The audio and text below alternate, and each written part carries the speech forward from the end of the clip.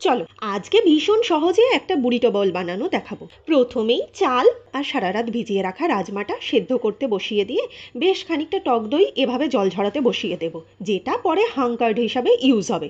চিকেনের প্রিপারেশনে নুন, গোলমরিচ গুঁড়ো, কাশ্মীরি লঙ্কা গুঁড়ো এটা অপশনাল, কর্নফ্লাওয়ার দিয়ে মাখিয়ে লো ফ্লেমে অল্প তেলে ফ্রাই করতে বসিয়ে দিয়ে কয়েকটা টমেটো না তার সাথে একসাথে রোস্ট হতে বসিয়ে দিয়েছি। টমেটোটা দিয়ে হবে সালসা।